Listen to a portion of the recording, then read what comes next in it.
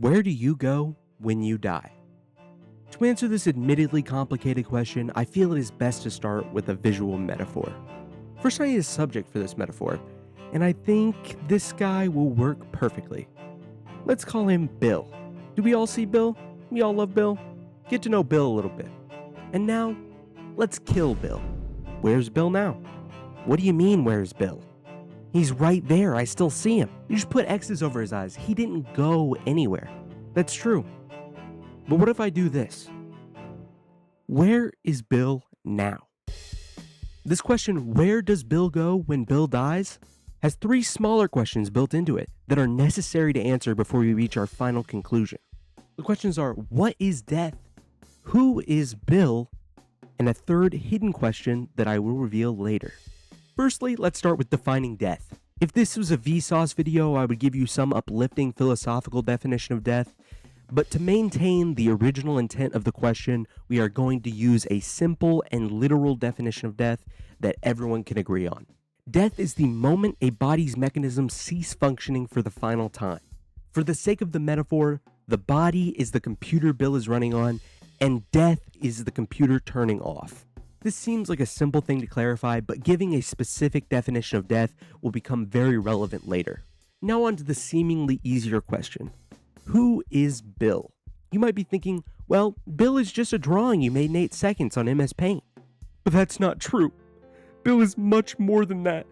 Bill is a son of 2 loving parents and a loving brother to his younger siblings that he helped raise while his parents were at work.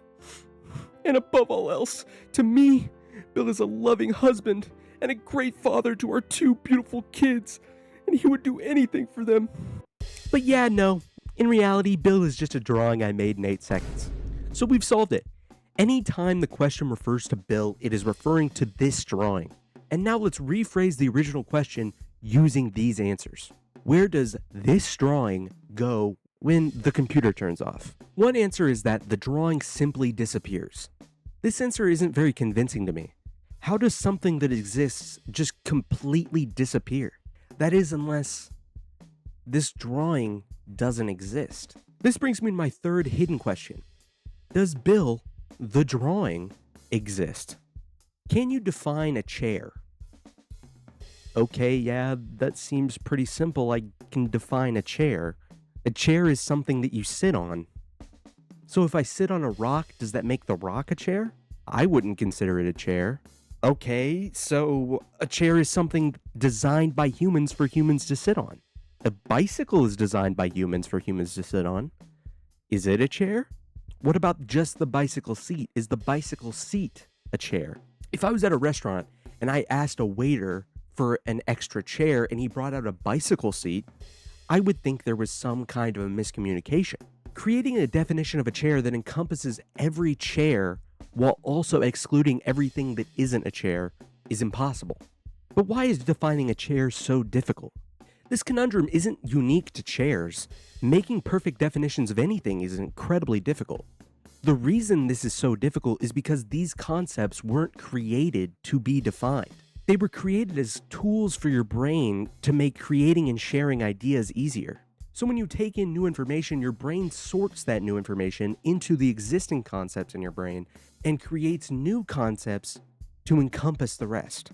And when you are communicating with a person, you are using words and context clues to transfer your ideas into someone else's brain. Think of using the word chair as making a pinpoint within a vague concept of chair, and relying on others using the context clues and their life experiences to make a similar pinpoint in their mind. But when you're trying to define chair, you are attempting to draw specific borders around an abstract concept that includes everything your brain has ever associated with the concept of chair. So now let's go back to the beginning.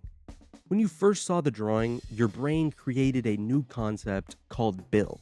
Your brain doesn't see Bill as the result of a computer telling a screen to make pixels light up. Your brain sees Bill as a drawing of a face. So when the TV turns off, your brain thinks the drawing on the screen has gone somewhere else, even though the drawing was never tangible to begin with. So finally, the answer to the question, where does this drawing go when the computer turns off? The drawing was never real. It was a concept created by your brain due to the way it compartmentalizes information. In reality, it was just the result of the mechanisms of the computer making the screen light up. Now that we've solved that metaphor, it's time to go back to the original question. Where do you go when you die? First, let's break the question down. What is death? Death is the moment a body's mechanisms cease functioning for the final time. Who are you?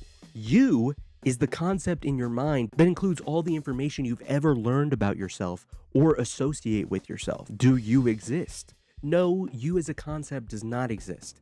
It is just a result of the way humans compartmentalize information. In reality, your consciousness and actions are just a result of the physical mechanisms in your body functioning. So in conclusion, when you picture your consciousness leaving your body when you die, you are giving your consciousness, and by extension the concept of yourself, a physical tangibility that it doesn't have. So just as the image on your computer screen is just the result of the mechanisms in the computer functioning, you and your consciousness is just a result of the mechanisms in your body functioning. If that is the case, that the idea of yourself outside of your body does not exist, then what is it like to be dead? This is a much harder question to answer, because the concept of nothing is incredibly difficult to comprehend. When you try to think of nothingness, the first thing that comes to your mind is like an infinite pool of darkness you're floating in. But I think that is a misunderstanding of nothingness. An example that really helps me kind of understand what nothingness would feel like is that there are some blind people who see nothing. Not like they see darkness, they literally see nothing.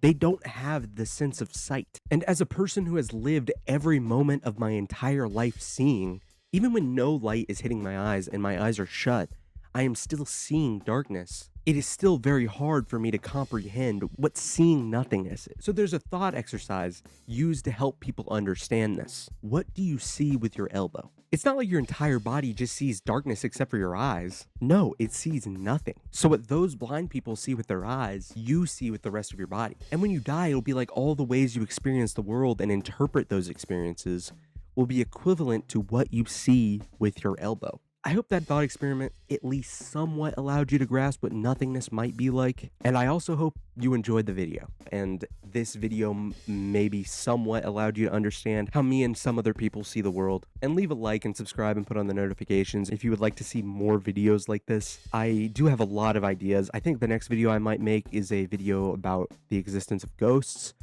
I have a lot of opinions about that and would love to make a video encompassing all of my thoughts. If you have any other ideas you would like me to cover, or you want to know my thoughts on any other questions, put those down in the comments. If I maybe didn't explain some of my ideas well enough, or you found what I was saying confusing and you would like me to clarify something, leave any questions in the comments. If you disagree with anything I said, put it in the comments.